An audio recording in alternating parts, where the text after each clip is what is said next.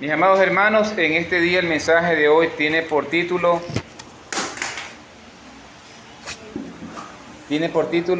El verdadero contentamiento. Vamos a leer la palabra del Señor, por favor, en el libro de Isaías, capítulo 55, versículo 8 y 9. Así dice el Señor: porque mis pensamientos no son vuestros pensamientos, ni vuestros caminos mis caminos, dijo el Señor. Como son más altos los cielos que la tierra, así son mis caminos más altos que vuestros caminos, y mis pensamientos más que vuestros pensamientos. El segundo texto que vamos a leer es Salmo 73, 25, que dice así: una pregunta, ¿a quién tengo yo en los cielos sino a ti? Y fuera de ti, nada deseo en la tierra. Al hablar de contentamiento, es necesario hacer una introducción de este tema. En el ámbito secular, cuando alguien trabaja, está sometido a su empleador, amén, a las órdenes, a las disposiciones que se dan. Y la mayoría de las ocasiones, ¿qué le toca hacer al trabajador? Soportar la presión del trabajo, soportar el horario excesivo, a veces no te pagan las horas extras, a veces hay malas caras, muchas cosas se dan en el trabajo. Y sin embargo, ¿qué tiene que hacer el trabajador? Soportar, seguir ahí. A pesar de todo, igual él tiene que soportar, y lo hace ¿por qué? Por el sueldo, por la remuneración, y porque sabe que con ese dinero va a mantener a su familia. Eso ocurre en el ámbito secular. Y lo tiene que hacer mientras no se vaya en contra de la ley lo que al trabajador le toque hacer.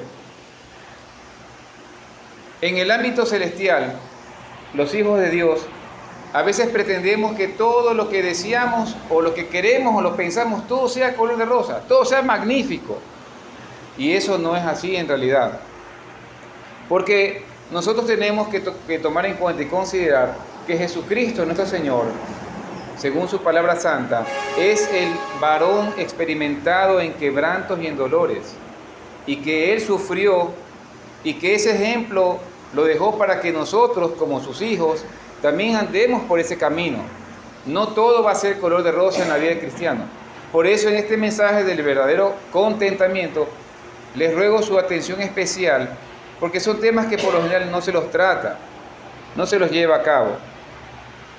Si usted es capaz de soportar tantas cosas en su trabajo, y está bien que lo haga, como una analogía, como una comparación, está bien que lo haga mientras no se transgreda la ley, ¿por qué entonces tanto nos quejamos al Señor? Cuando en la vida nos pasan cosas que nos provocan sufrimientos, y por otra parte, cuando no nos pasan cosas agradables que nosotros vemos que a otros les ocurren. O sea, dos lados. Por un lado nos quejamos por las cosas que no queremos, y por otro lado nos quejamos por las cosas que no nos pasan. Cuando nosotros revisamos la palabra del Señor, siempre vemos que hay algo que se llama la providencia del Señor. ¿Qué es la providencia del Señor? Viene esta palabra del griego de dos, que dice, la primera es prognosis, que significa conocimiento anticipado, y la pronoia, que significa pensamiento anticipado. Es decir, tenemos dos cosas de parte del Señor: pensamiento anticipado y conocimiento anticipado. Y en el diccionario secular encontramos que dice que es la disposición anticipada o la prevención que mira o conduce al logro de un fin. Eso significa providencia, es decir, que Dios tiene conocimiento pleno de todas las cosas, y además, ¿qué hace? Él lo ha pensado. Todas las cosas que ocurren en la humanidad, todo lo que ocurre en la creación, dentro y fuera de la tierra, así tenga que ver con las galaxias y a lo que el hombre jamás pueda llegar, todo el Señor ya lo ha pensado antes, todo lo conoce antes. Eso tiene que ver con la omnisciencia del Señor. Cuando el Señor nos habla en su palabra en Isaías 55, que acabamos de leer, Él nos habla de que sus caminos no son como nuestros caminos, que son más altos. Esto vemos que hay una palabra en hebreo que significa destino, sendero y rumbo, y la palabra en hebreo es derek, D-E-R-E-K, derek. Cuando hablamos de contentamiento, entonces, ¿por qué el Señor nos habla de que sus caminos son más altos que los nuestros, que sus pensamientos son más altos que los nuestros? Estamos viendo la providencia del Señor, conocimiento anticipado, disposición anticipada, sendas divinas que el hombre no las va a entender, pero tenemos que someternos. El tema del contentamiento cristiano, como lo dice un hermano que partió con el Señor, apellido Burroughs, en los años 1600, él lo definió como una joya rara del cristiano evangélico.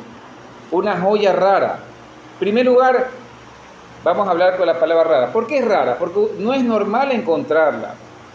El contentamiento de una persona es muy raro encontrarlo, casi no se lo ve, escasea por completo. ¿Por qué es una joya? Porque es algo precioso que esa persona lo puede tener, pero tiene un costo, tiene un precio. ¿Por qué es evangélica? Porque está consagrada en los sagrados evangelios, sabiendo que el primero que nos dio ese ejemplo es nuestro Señor Jesucristo. Entonces, siempre recuerde que el contentamiento es una rara joya evangélica. Y esa rara joya evangélica, Dios quiere que cada uno la tengamos. No es fácil obtenerla. No es fácil. Toca hacer mucho trabajo y mucho sometimiento al Señor. El apóstol San Pablo, en el libro de Filipenses capítulo 4, verso 11, él dijo algo. He aprendido a contentarme cualquiera que sea mi situación. Repitamos. He aprendido a contentarme cualquiera que sea mi situación. Fíjense, mis hermanos, que él lo dice cuando ya lo logró. Él no dice estoy aprendiendo. Él ya lo aprendió. O sea, fue un trabajo de años en su ministerio. Toda su vida a partir de la conversión que está en el libro de Hechos capítulo 9, hasta que el Señor le llamó a su presencia, que murió, como sabemos, decapitado. Toda esa cantidad de años, él logró aprender el contentamiento. Y prácticamente al final de sus años, de su ministerio, él logró decir, he aprendido a contentarme. Es decir, él pasó por esa universidad del Señor, esa escuela especial del contentamiento. Fue un hombre que tuvo muchas posesiones, según la palabra, según la historia, pero también llegó un momento en que ya no llegó a tener ninguna posesión, hasta el punto que dependía del trabajo de sus propias manos y de las ofrendas que le enviaban los hermanos en la fe para la obra. En esta mañana vamos a ver dos temas. El contentamiento es un área en la que hay muchos temas que tratar, pero solamente hoy día vamos a concretarnos en dos aspectos. El primero tiene que ver qué es o en qué consiste el contentamiento, y la segunda tiene que ver cómo saber si tengo o no tengo el contentamiento. ¿Qué es el contentamiento? Es aceptar de buena gana y con gozo la voluntad de Dios. Eso es contentamiento. Porque usted puede aceptar algo. En el trabajo usted acepta las cosas, pero ¿cómo está su corazón? Cuando el trabajador está ahí y el empleador está acá que le exige cosas, de pronto las acepta, pero no lo hace con buena gana, sino porque ya le toca, como dijimos al comienzo. Pero en el cristianismo yo no puedo tener ese tipo de aceptación. Es que me toca orar, me toca ir a la iglesia, me toca soportar, me toca perdonar, me toca evangelizar. Eso no es el pensamiento cristiano ni el deseo que debe haber en el corazón del cristiano. No es porque me toca, es porque lo hago de buena gana, porque le gusta, diría alguien por ahí. Le agrada hacerlo y tiene gozo en la voluntad de Dios. En Mateo 6:26 dice el Señor, mirad las aves del cielo que no siembran, ni ciegan, ni recogen en los graneros, y vuestro Padre Celestial las alimenta. Y Dios nos dice, ¿no sois vosotros más valiosos que ellas? El contentamiento tenemos que tenerlo bien claro, que es algo especial que debe haber en nosotros. No podemos vivir sin el contentamiento. Primera de Tesalonicenses 5:18, si lo podemos ahí proyectar, dice bien claro, dad gracias en todo, porque esta es la voluntad de Dios para con vosotros en Cristo Jesús. Cuando hay contentamiento en el corazón del hombre, así a la tormenta más fuerte va a haber paz. Porque acepta la voluntad del Señor, lo hace con buena gana. Y se goza, a pesar de que es tan complicado, pero el Señor le ayuda a hacerlo. Por eso el Señor quiere que tengamos bien clara su palabra, lo que Él nos está diciendo. ¿Qué dijo Job en el libro de Job capítulo 2, verso 10? ¿Recibiremos de Dios el bien y el mal no lo recibiremos? El problema, mis hermanos, es que creemos que todo va a ser color de rosa. Todos pensamos que nos va a salir bien. Y las cosas son conforme a lo que Dios ya ha predestinado. Y lo vamos a seguir analizando. Entonces, ¿qué es el contentamiento? Es aceptar de buena gana y con gozo la voluntad del Señor para cada uno de nosotros. En segundo lugar, ¿cómo sabemos si tengo o no tenemos contentamiento? Bueno, todos sabemos lo que es el récord policial. Se ve el historial de esa persona. Pues en este día nosotros mismos vamos a sacar nuestro propio récord policial y cada uno se va a encargar de sí mismo.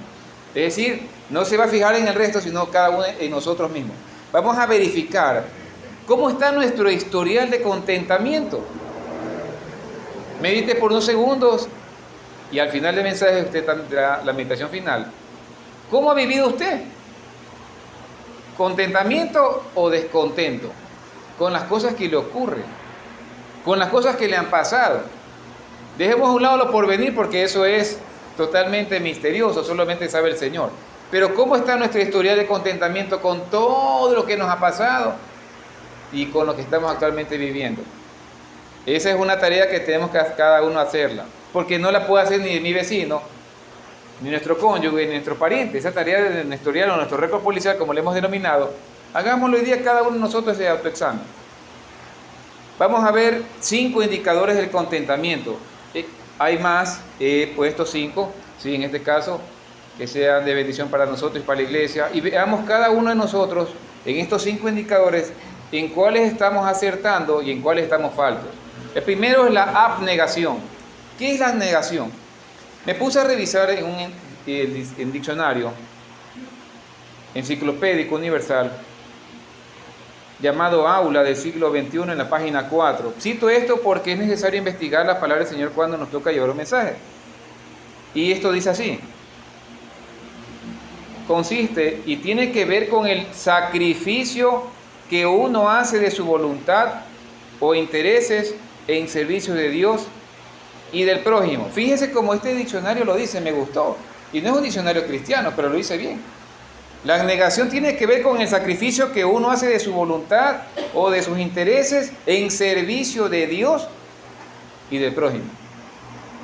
Entonces, viene la pregunta: ¿estamos haciendo nosotros de esta abnegación una práctica diaria? Está bien las madres el trabajo negado que hacen, el papá también, sí, pero vamos más allá de aquello. O sea, hay más allá, hay muchas cosas más que tenemos que hacer. Vamos a citar 2 ejemplos de abnegación que son conocidos. ¿Qué hizo Abraham? Dejó todo, sus tierras, su parentela, ¿para qué? Para cumplir el mandato del Señor. Y tuvo que pasar por muchas odiseas y muchos problemas tuvo que pasar. Pero al final de todo aquello, ¿a dónde lo condujo? Fue llamado el padre de la fe. Otro ejemplo, Moisés. ¿Qué hicieron los papás de Moisés? Estaban a todos los niños matando. Tuvieron que, en tremenda prueba, a pesar de eso, tuvieron que confiarle al Señor su hijito. Lo dejaron en el río Nilo. ¿Y qué pasó? Dios rescató a ese niño y lo logró convertir en un hombre tremendamente de fe. Uno de los héroes de la fe también a Moisés.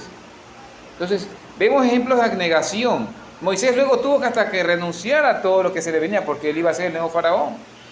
Entonces, si hay ejemplos de abnegación, como hemos mencionado, Abraham, Moisés, hay más, sino que para asunto concreto de la prédica en este día, queremos concentrarnos que el problema va a estar frente a nosotros siempre. Pero San Pablo lo dijo de manera acertada: estamos como derribados pero no destruidos. O sea, a veces los hermanos piensan que están destruidos completamente y no lo están. Y ahí está la mano del Señor que nos extiende para levantarnos nuevamente. O sea, usted nunca se puede catalogar como destruido, derribado tal vez, caído tal vez, sí, pero destruido nunca. Y usted tiene que eso considerarlo, cambiar su manera de pensar a la manera de Dios. ¿Qué podrían pensar los padres de este muchacho de manera rápida? El tema de Moisés: nuestro hijo va a morir. Qué pena, o sea, es un problemón y un sentimiento tan complicado que un padre y una madre pueden sentir que su hijo va a morir y lo dejan en el río ahí botado, aparentemente. Pero ellos igual, ¿qué hicieron? Confiaron en la providencia del Señor. El conocimiento del Señor es desde la eternidad. Nosotros nunca vamos a saber completamente los planes del Señor, pero el Señor sabe lo que Él hace y sabe por qué nos conviene. Y hay una hilera de acontecimientos que nosotros no sabemos qué va a pasar, y a través de esa abnegación, a través de ese contentamiento, están conectadas muchas personas a la vez. Todo está concatenado. Todos los eventos que Dios planifica están concatenados el uno con el otro. Pero nosotros no sabemos el futuro, pero debemos vivir bajo su dirección. Segundo indicador, la fe real no es simple emoción.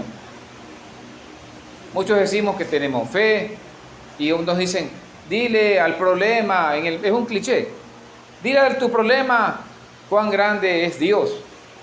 Sí, está bien, pero ese es a veces un cliché positivo. Pero en la vida real, ¿cómo realmente lo enfrentamos?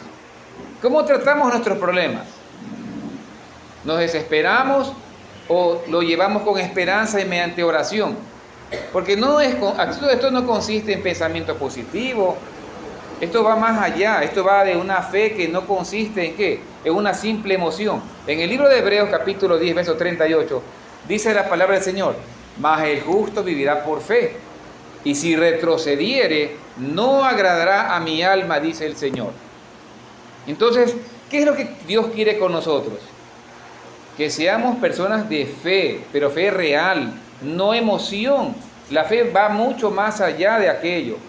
E inclusive el Señor habla de manera muy fuerte en el libro de Apocalipsis 3, 15 al 16, que muchas personas tienen reserva y obviamente un temor reverencial, porque el Señor dice claramente: yo conozco tus obras, que ni eres frío ni caliente, y ojalá fueres frío o caliente, pero cuanto eres tibio y no frío ni caliente, te vomitaré de mi boca. Eso le habla a una de las iglesias, porque sinceramente muchas de esas personas que están en la iglesia del Señor actúan de manera tibia. La iglesia tibia es el resultado de una familia tibia. Como dice un siervo del Señor, que lo dice muchas veces: si una iglesia está tibia, ¿por qué está tibia? Porque la familia, los miembros familiares también están tibios allí. O sea, ¿cómo va usted a, dicen, dar peras al olmo? Nunca va a dar eso. O sea, el árbol bueno da frutos buenos. Entonces, si nosotros somos tibios en nuestra casa, obviamente la iglesia va a también estar en tibieza. No podemos esperar otro resultado. Los que somos en casa, somos en la iglesia, somos en el trabajo. Es más, esta es una casa de oración. La iglesia somos nosotros, aunque le llamamos iglesia. Pero esta es la casa de oración. La iglesia es cada creyente, cada persona es parte del cuerpo de Cristo, es un miembro de la iglesia de Cristo.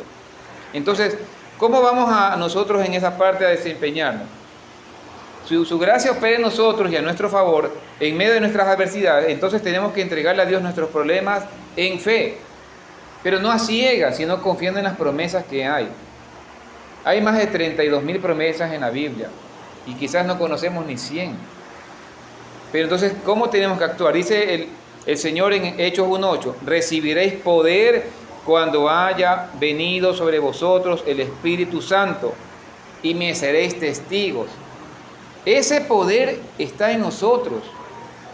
No es que va a venir. Si usted ya se entregó al Señor, si Cristo habita en usted, el poder del Espíritu Santo ya está en usted. ¿Qué más dice la palabra del Señor en 1 Juan 5:18? Todo lo que es nacido de Dios vence al mundo. Y esta es la victoria que ha vencido al mundo, nuestra fe. Debemos accionar la fe que Dios nos ha dado. La fe solamente viene por el oír la palabra del Señor. No hay otra receta más. La fe viene al creyente o al hombre por la palabra de Dios. No hay más.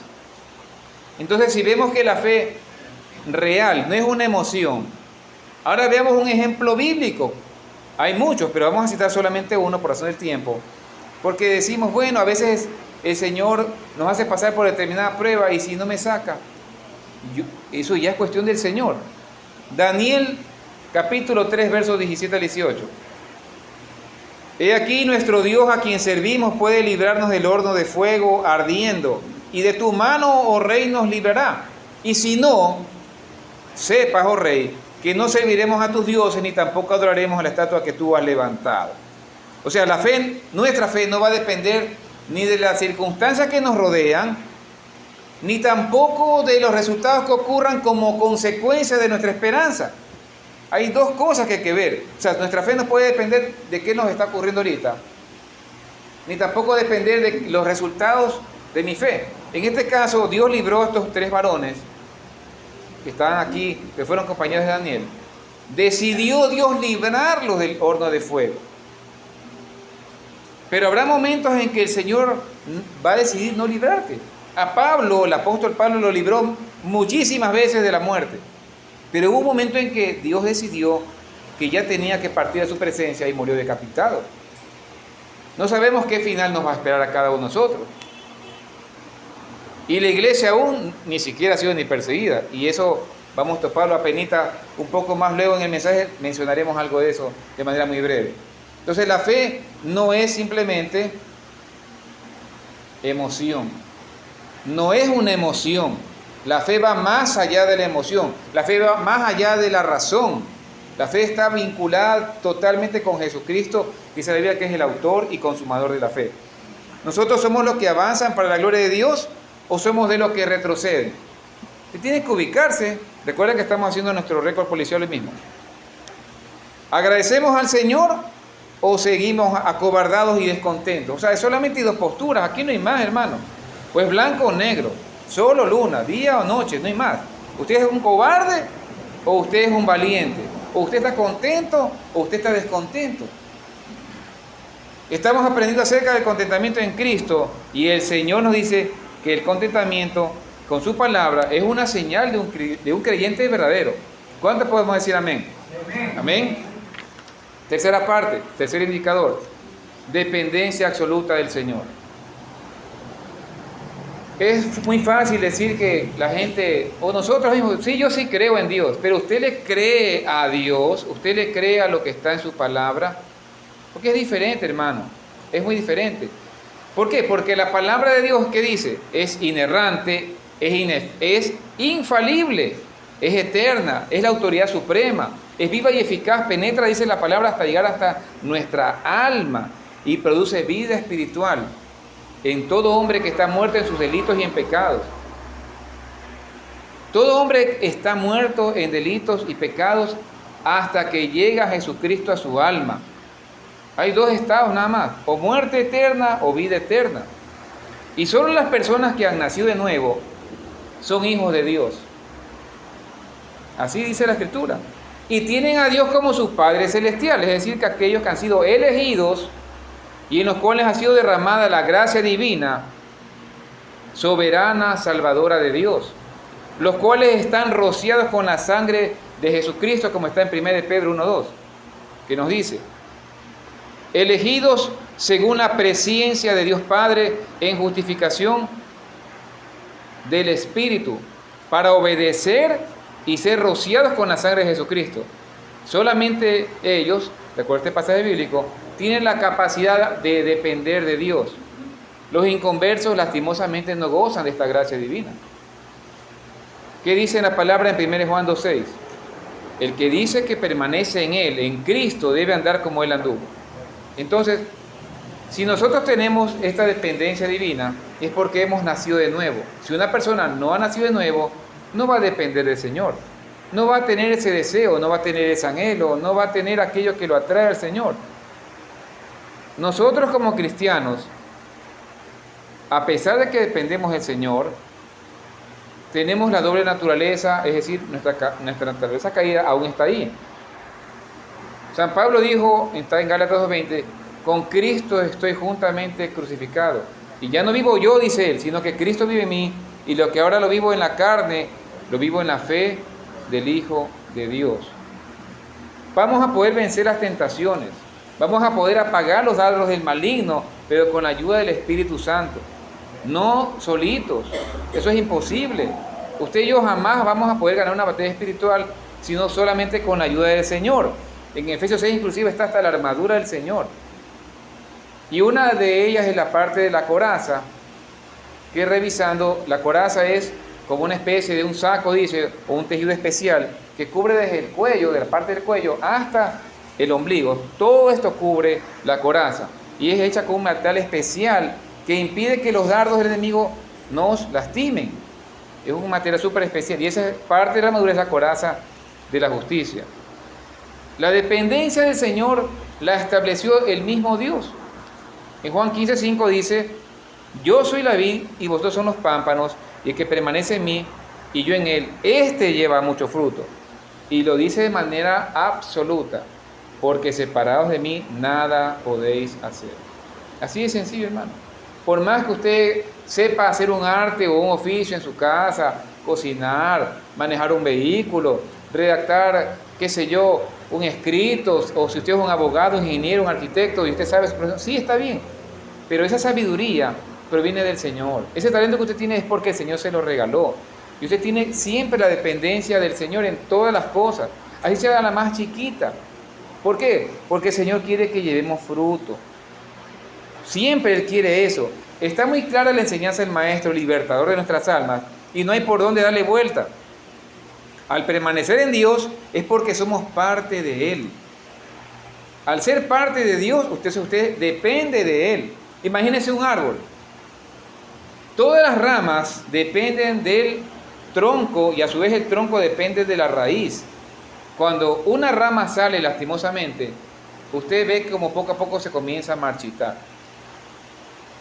Entonces, no podemos vivir separados del Señor. Él se considera, y lo es, Él es la vid, Él es el árbol, Él es la fuente, y nosotros somos los pámpanos o ramas o sarmientos, según la traducción. Es lo mismo, somos las ramas injertadas en ese árbol, y nosotros dependemos de la savia, es decir, de la palabra del Señor que va brotando y va llegando a cada ramita. Y de esa forma es que podemos dar fruto. Nosotros ya no vivimos para nosotros mismos, sino que ahora solamente vivimos para el Señor. Y no podemos decirlo de manera desagradable, sino ni tampoco resignada. Es decir, debe ser con gozo.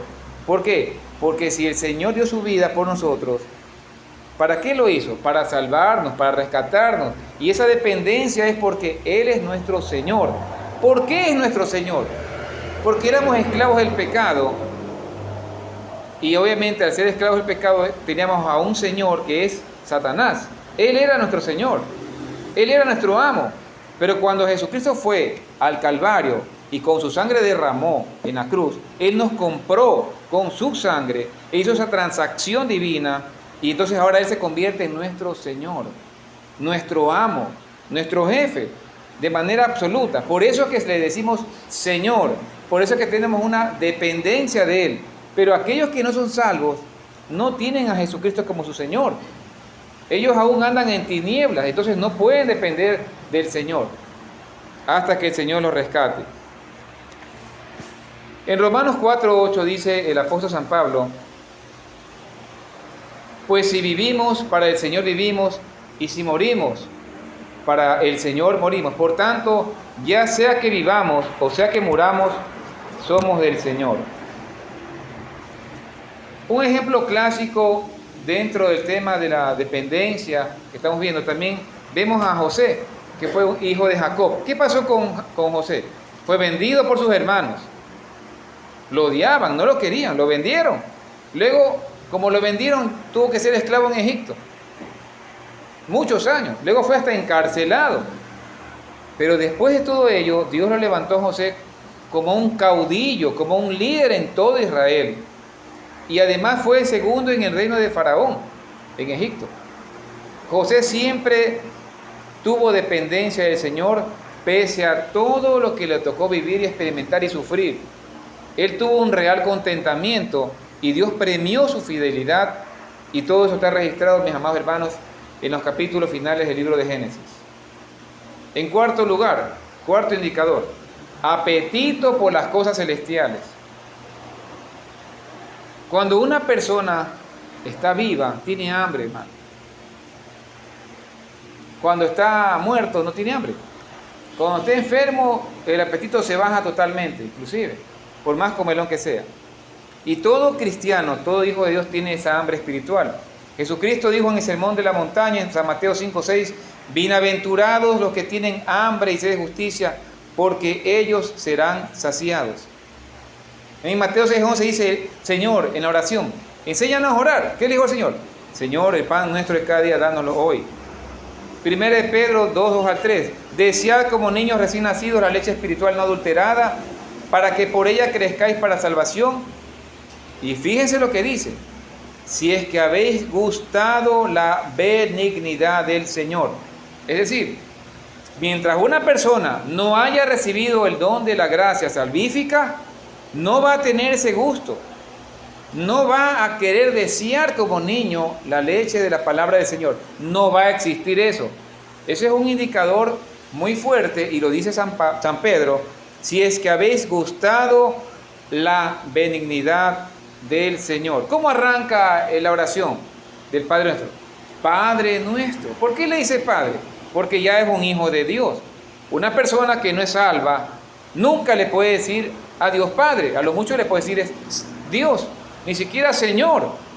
Es imposible. ¿Cómo le va a decir Señor si no está sometido a Dios? ¿Cómo va a decir Padre si no es hijo? A lo mucho puede exclamar es Dios, sálvame, o Dios, socórreme, pero no puede hacer más, porque no hay una relación entre padre e hijo convertido. No existe eso. Los que somos creyentes, lavados y comprados con la sangre de Cristo Jesús, somos seres nuevos, andamos en novedad de vida, como dice en 2 Corintios 5:17. Todo es nuevo. Todo es nuevo. Entonces, antes comíamos cosas mundanas, cosas carnales, e inclusive muchas personas que ya se han convertido al Evangelio por la gracia de Dios, antes andaban inclusive con cosas diabólicas, pero ahora esas cosas han quedado totalmente atrás, porque han sido rescatadas por Dios y su Espíritu Santo los ha sellado, y ahora ellos tienen otro tipo de apetito espiritual, buscan las cosas espirituales. ¿Y quién es el buen pastor? Jesucristo. Si usted lee en Salmo 23, dice el Señor que Él nos lleva a pastos verdes, que Él nos pastorea, que Él nos lleva a lugares especiales para poder comer. Pero las ovejas que somos nosotros, tenemos ese apetito, sin obligación. Yo siempre digo el ejemplo, por lo general, de mi esposa, de las bebés, que les encanta el dulce, y a veces sin que yo las invite a comer dulce, ellas ahorita compran o piden porque les gusta el dulce, como un ejemplo sencillo. No tengo que obligarla para que se compre un dulce. El cristiano a sí mismo no tiene que ser obligado para leer la palabra del Señor. Tiene que haber usted ese apetito. Si usted no lo tiene, dígale al Señor, dígale lo que está pasando en usted. Tiene que ser sincero. Usted como hijo de Dios puede hablar con su Señor. No es que tiene que ser de manera de pronto hipócrita, en el sentido de que usted le oculta al Señor su propio pecado, o le oculta al Señor su propia necesidad. Él la va a escuchar. Él nos conoce a la perfección, pero debemos decir al Señor en qué área estamos débiles. El apóstol Pablo dijo: he aprendido. Hace un momento, como leímos en el pasaje, ¿no verdad? Que leímos que dice: he aprendido a contentarme. A él también le costó trabajo. A todos nos cuesta trabajo. Y la sinceridad ante Dios en oración es justamente para decir al Señor que nos ayude en nuestras áreas débiles.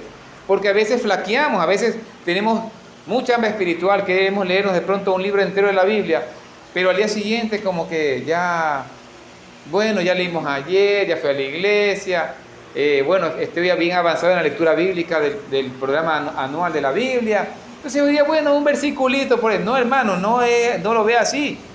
El día que usted deja de comer la palabra del Señor, créame que ese día usted va a estar súper débil. O salga de su casa sin comer, salga. Siga sin almorzar, siga sin merendar, y hablamos a ver cómo le fue ese día. Le va a doler la cabeza, va a estar irritado, va a estar débil, va a haber esos mismos pasos en el ámbito espiritual. No podemos descuidar la palabra del Señor. No solo de pan vivirá el hombre, dijo el Señor. Amén. En cuarto punto, estamos ya cerrando.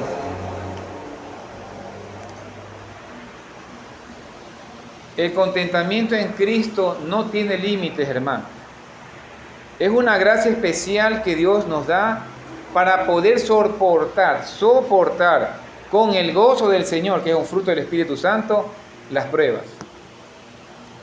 Y nuestro Señor Jesucristo nos dejó en pleno ejemplo. ¿Qué hizo Él? Dio todo. Totalmente se rindió. Dice la palabra del Señor que cuando Él iba a ser crucificado, dice, por el gozo que fue puesto delante de Él, Él menospreció todo lo que iba a pasar. Nosotros cuando tenemos pruebas, no son en vano, mis hermanos. Una de ellas pasó José. Usted puede ver en los evangelios, hasta el mismo San Juan el Bautista. Él pasó por una prueba tremenda y murió. Él tuvo contentamiento hasta el final. Pero eso dio fruto. Fue necesario que Juan muriera. Pero antes de que muriera, él cumplió el propósito del Señor. ¿Qué era? Dice que fue el mensajero. Que antes que el Señor venga, él iba a anunciar, a preparar el camino. ¿No es verdad? Todo rey, antes de entrar a una ciudad, envía a sus emisarios, a sus mensajeros, a sus embajadores. Ese embajador especial fue Juan el Bautista. Él lo envió primerito como punta de lanza para que pregone con poder en el Espíritu Santo acerca de que el Mesías venía. Y ahí, una vez que culminó el ministerio de San Juan, podemos ver claramente que al unísono Jesucristo el Señor en todo su esplendor, su ministerio comenzó a mostrarse de manera plena y total hasta que llegó al Calvario y luego resucitó. Las cosas ocurren, hermanos, por una razón. Usted y yo a veces no las vamos a poder entender, pero lo cierto es que la dependencia del Señor debe ser en todo tiempo. Juan, cuando estaba encarcelado, mandó a preguntar si era realmente o no el Mesías Jesucristo. Tenía aquella duda. ¿Usted ve acaso que el Señor lo acusó?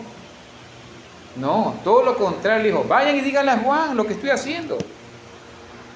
A veces, aún el cristiano más fuerte es movido, es zarandeado, como le pasó a Pedro, o como le puede haber pasado a usted un tiempo atrás, o un tiempo futuro. Pero la dependencia al Señor es lo único que nos mantiene firmes. Y ahí está el contentamiento, en medio de toda la prueba. Podemos dar un ejemplo más, brevemente. Pablo, cuando estaba encarcelado, ¿qué estaba haciendo? ¿Llorando o cantando? Cantando, dice la Biblia, el libro de Hechos. Hasta las cadenas se rompieron, tembló el lugar. ¿Y ahora qué hace el pueblo del Señor? Más frágil que cristal. Y ni siquiera nos están persiguiendo. ¿Qué será cuando realmente venga la persecución que está profetizada? Porque el pueblo de Dios va a ser perseguido. Tenemos que prepararnos y estar contentos con las cosas que nos están ocurriendo y preparar y aprender el contentamiento, como dijo San Pablo. Aprender el contentamiento diario, mis hermanos. Usted tiene una dolencia, usted tiene un problema, usted tiene una deuda, usted tiene cualquier cosa. Debemos aprender a contentarnos con lo que tenemos, como está en Tesalonicenses que leímos la primera epístola, dar gracias a Dios por todo, depender del Señor y pedir sabiduría, como dice Santiago, en medio de la prueba. Amén. Quinto punto, el gozo en medio de la prueba. Dice Santiago 1:2, tened por sumo gozo, hermanos míos, cuando halléis en diversas pruebas. Segunda Timoteo 1:7, porque no nos ha dado Dios espíritu de cobardía, sino de poder, de amor y de dominio propio. Como creyentes en Jesucristo, nosotros nos diferenciamos totalmente de los impíos y de los inconversos. Ellos no tienen, lastimosamente, la luz del Señor, no tienen la guía del Señor, no tienen la seguridad de la salvación que nosotros sí tenemos. Además, nosotros somos la novia del Señor.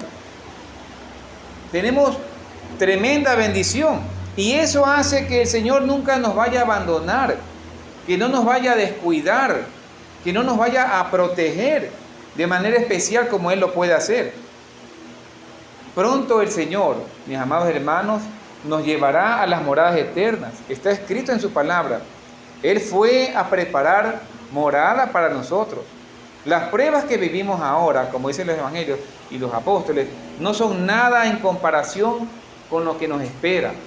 Una persona aquí exageradamente podrá llegar a 120 años y no va a llegar a más porque ya fue decretado por el Señor. Y aunque haya sufrido 120 años como un condenado, eso es nada delante de la eternidad que viene. Es nada en comparación con lo que viene. Pero tenemos que actuar en valentía. ¿Qué es lo que el Señor nos ha dado? Según de Timoteo 1:7. No nos ha dado Dios espíritu de cobardía, sino de poder, de amor y de dominio propio. Lo peor de todo es que el cristiano, como no lee las Sagradas Escrituras, no se puede apoderar de las promesas del Señor. Es como que usted haya recibido una herencia. Y de hecho, por eso se llama Antiguo Testamento y Nuevo Testamento. Es una herencia. Usted recibe una herencia y, sí, aquí te dieron tal herencia, tu pariente. Y tiene guardada la escritura ahí debajo de la cama o un escritorio. Y no sabe todos los bienes que le dejó. Las cuentas bancarias, los carros, etc. Y vive en pobreza, vive en miseria, vive con las deudas, no paga las cosas que está debiendo y tiene toda la herencia ahí lista para cobrar. Eso pasa con el pueblo del Señor. ¿Por qué pasa? Porque no escudriña las escrituras. Porque no se apodera de lo que Dios le ha dado. Porque cuando uno lee la palabra del Señor, lo primero que Dios activa es la fe. La fe se activa. Dios no miente. Mientras usted más lea la palabra del Señor, usted va a tener más fe. ¿Quiere ser un hombre de fe? ¿Quiere ser una mujer de fe? Sumérjase en las escrituras. Sumérjase. Como está en el libro de Ezequiel, que habla que primero le llegaba el agua a los tobillos, luego a la rodilla, luego a la cintura, luego ya el hombre ya no podía caminar y tuvo que nadar en ese río de Dios. ¿Qué dice el Señor Jesucristo? El que cree en mí, de su interior correrán ríos de agua viva. Si dentro de su interior no corren ríos de agua viva, hermano, preocúpese. Usted está muerto. ¿O acaso está enfermo espiritualmente? Hace un rato en la Santa Cena, valga la oportunidad, siempre un cristiano tiene que aprovechar el momento de Santa Cena. No existe excusa, mi amado hermano. Dice la Biblia claramente que si nosotros, 1 Juan capítulo 1, verso 7, si nosotros confesamos nuestros pecados, Dios es fiel y justo para perdonar todos nuestros pecados y la sangre de Jesucristo nos limpia. Solamente que usted no sea un creyente para que no pueda participar de la Santa Cena. Pero si usted es creyente, hermano, somos inexcusables, porque ese momento no es una simple memorización que hacemos de lo que ocurrió, es un momento solemne. Dice, en memoria de mí. Él está presente cuando 2 o 3 se reúnen en medio de su pueblo, invocando el nombre de Dios. Aquí está Jesucristo en este momento. En cada iglesia local, en cada casa donde se está clamando a Dios, Dios está presente. Y el Señor está aquí en la cena y está sirviendo su propio cuerpo representado en el pan y su sangre que está como símbolo en la copa. Y usted al beber eso, usted se beneficia, hermano. No piense que solamente, lastimosamente muchas personas no saben, y me estoy un poquito yendo más allá, pero vuelvo al tema rapidito. No piense que participar de la Santa Cena es un simple requisito para demostrarle a la iglesia de que estoy bien. Va mucho más allá. Usted está en comunión con Dios, con sus hermanos, y recibe todas las bendiciones espirituales que Dios tiene por medio de la Santa Cena. Es una gracia especial que está allí. Es una gracia especial. Amén. Amén. Entonces, con el quinto punto, que estamos ya cerrando, las pruebas y las tribulaciones que pasaremos serán hasta donde podamos soportar, mis amados hermanos. Dios sabe hasta qué límite usted puede soportar la prueba. Por eso el Señor se la pone. Dios es sabio. Él no le da una carga más allá de lo que usted y yo no podamos llevar. Nunca vamos a estar solos. Dice claramente la palabra del Señor, Romanos 8. Si Dios está con nosotros, ¿quién en contra nuestro? ¿Quién va a estar? Nadie. No, o sea, no puede. Nada nos va a separar del amor de Cristo. Nada, ni lo alto, ni lo profundo, dice el libro de Romanos. Lea, aprópiese de eso, hermano. Y cuando venga la duda a su corazón, que siempre anda ahí, porque nunca andamos lastimosamente, totalmente, 100% en credulidad o en fe. Siempre hay dudas. Aquella persona que dice que nunca tiene duda es más mentiroso que Pinocho. Aquella persona que dice que nunca tiene miedo es más mentiroso que Pinocho. Así lo digo yo. Miedo vamos a tener. Por eso el Señor dice, no temas porque yo estoy contigo, se lo dijo a Josué. Y hay una promesa que muchos hermanos no la toman en cuenta y quiero compartirla. Está en el libro de Josué, dice, así como estuve con Moisés, estaré contigo. Esa promesa, mi amado hermano, no se la dijo solo a Josué, es también para nosotros. Como estuvo con Moisés, estaré contigo. ¿Qué le dijo Jesucristo al final cuando partió, antes de la ascensión? Todos los días estaré con vosotros hasta el fin. O sea, vemos totalmente la inerrancia de la Biblia, la concordancia total de la palabra del Señor. Bien sea antiguo pacto, nuevo pacto, usted ve que Dios te dice, oye, estoy contigo, no tengas miedo. El miedo te va a venir, está bien, pero déjalo. No, ya deja la cobardía, yo te he dado poder. Pero si usted se mantiene en la cobardía y dice, qué lindo pasaje, José 1:5, Mateo 28:20, etc. Pasemos de la parte escritural, solamente intelectual, a la parte de fe. El justo por la fe vivirá. Y si retrocediera, dice el libro de Hebreos, no agradará a mi alma. Hebreos 11:6 dice, sin fe es imposible agradar a Dios. Y los que se acercan deben pedir con fe, creyendo que le hay y creyendo que va a haber galardón. El contentamiento es progresivo, es decir, no se estanca. No es que usted llega a un sitio y dice, bueno, ya por fin. No. El contentamiento es progresivo, va de la mano de la santidad. Debe ir aumentando en cada uno de nosotros porque va abrazado a la fe en nuestro Salvador Jesucristo. Las ovejas de un rebaño están confiadas en el pastor. Y ellos no se preocupan qué van a comer, ni qué van a tomar, ni a dónde se las va a llevar. Las ovejas lo siguen nomás. Eso debemos hacer nosotros. Cuando usted ve a un bebé en brazos, piensa que esté en los brazos del papá o la mamá. Un niño tierno, un niño recién nacido, un pequeñito, que no sabe hablar, no sabe expresarse. ¿Qué hace cuando está en los brazos del papá o de la mamá? A él no le importa que esté lloviendo, que haya sol, que haya temblor, que haya terremoto, que haya dinero no para la leche o para el alquiler. A él no le importa nada, él no sabe, no se preocupa. Está confiado en los brazos de sus padres. Eso es lo que nos falta a nosotros. Y a ese estatus que es lo que el Señor nos quiere llevar. El contentamiento. Estar confiados completamente en el Señor, a pesar de las circunstancias. Romanos 8:28. Vamos a finalizar. Dice, y sabemos sabemos que, dice la palabra del Señor, Romanos 8:28, sabemos que para los que aman a Dios, todas las cosas cooperan para bien. Esto es, para los que son llamados conforme a su propósito. Hermanos, hoy cantamos una alabanza que es muy conocida. Dice, en todo tiempo te alabaré. Y valga la pena traerla a colación. Y lo hemos cantado y va conectada con el mensaje. En todo tiempo. Oiga, ¿sabe lo que está cantando? En todo tiempo te alabaré. Hermano, eso es contentamiento. En todo tiempo. Pablo cantó en la cárcel. ¿O no? Lo hizo. ¿Qué hicieron los 3 hombres que iban a ser lanzados al horno de fuego? Le dijeron al rey, mira rey, nosotros sabemos que Dios nos puede librar. Así, muramos o no muramos en el horno, Dios puede librarnos si Él quiere. Pero a ti no te vamos a obedecer. No nos vamos a doblegar ni a ti, ni a tus imágenes, ni a tu idolatría. Examinemos las idolatrías que hay en cada corazón. Como yo le digo a mis hermanos, saque su lista de pecados de manera individual a puerta cerrada. Cada uno tiene sus propias batallas, sus propias debilidades. Expóngaselas al Señor de manera diaria. Expongámoslas al Señor. Nadie está exento de caer en tentación, pero con la ayuda del Señor, dice el Señor, velad y orad para que no entréis en tentación. Mateo 26:41. Entonces, mantengámonos firmes.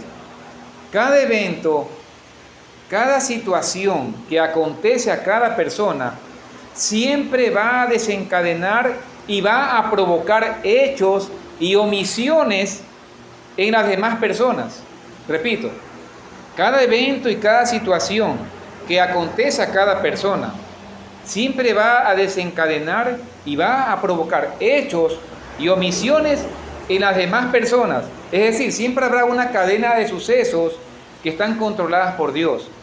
Y todo será siempre para su gloria. No importa cuán negra, cuán difícil o complicada sea la prueba que tengamos, Dios siempre toma lo adverso para convertirlo en algo espectacular. Por eso se llama Dios. Amén. Recordemos el caso de Ruth. ¿Qué pasó con Ruth?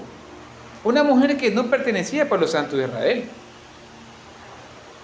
Una mujer que quedó viuda. Una mujer que tuvo que ir a un pueblo que no era de ella. Y en medio de toda esa adversidad, Dios se glorificó. Y ella es parte de los ascendientes, ¿de quién? De nuestro Señor Jesucristo. Porque se casó con vos y vos eres bisabuelo del rey David. Nadie sabe el futuro, solo el Señor. Y las cosas todas están concatenadas. Por eso dijimos al comienzo de que Dios es omnisciente y que Él ya ha determinado en su pensamiento, en sus decisiones, qué es lo que le va a ocurrir a cada persona. Aún las aves del cielo, dice, todo está controlado por el Señor. Amén. Salmo 41 dice claramente en la palabra del Señor: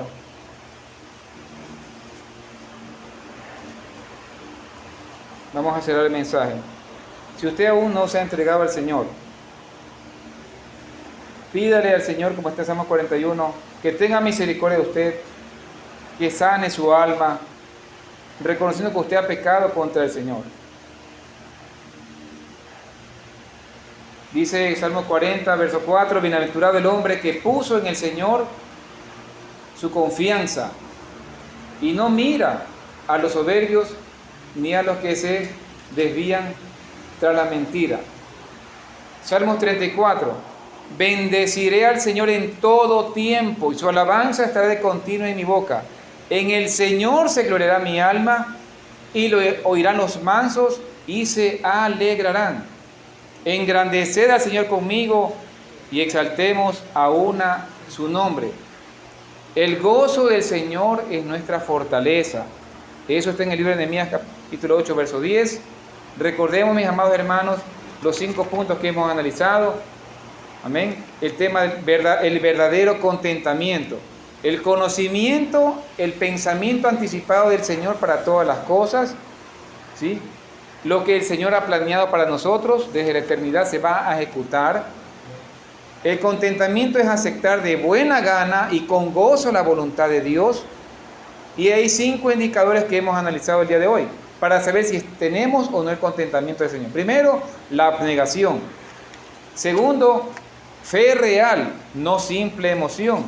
En tercer lugar, la dependencia absoluta de Dios. El cuarto lugar, el apetito hacia las cosas espirituales y divinas.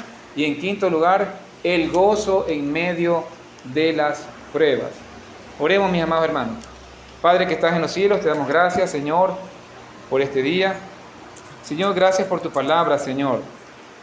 Si usted aún no ha aceptado a Cristo, entrégale hoy tu vida al Señor, entrégale tu corazón de manera arrepentida y sincera. Pídele a Dios perdón por tus pecados, arrepiéntete de tu maldad. El Señor te está llamando y te quiere redimir, te quiere salvar. Él es bueno y para siempre su misericordia, y nunca echa fuera a aquel que se acerca a Él. Entrégale tu vida a Cristo y Él te dará una nueva vida, un nuevo corazón. Con su sangre preciosa te rociará y te limpiará de todas tus maldades y te sellará con su Espíritu Santo. Buscad al Señor mientras pueda ser hallado, dice el Señor. Nosotros, Padre, como tus hijos, te pedimos que nos ayudes, Padre, cada día, Señor, a contentarnos en tus obras, en las cosas que haces por nosotros, y que podamos, Padre, al final de nuestros días también decir, Padre, como lo dijo tu siervo Pablo, Señor, he aprendido a contentarme en todo, cualquiera que sea mi situación, sea en escasez o en abundancia, no importa, que así, Señor, nosotros también aprendamos.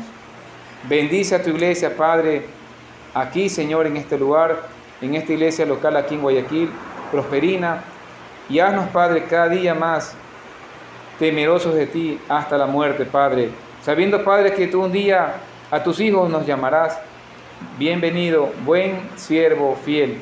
Esas palabras queremos oír, Señor, y ayúdanos a perseverar en tus caminos, Padre. Derrama, Señor, tu poder sobre tu pueblo. Todo esto, Padre, te lo pedimos en el nombre poderoso de nuestro Señor Jesús. Gloria a Dios. Y amén. Soli Deo Gloria. Amén.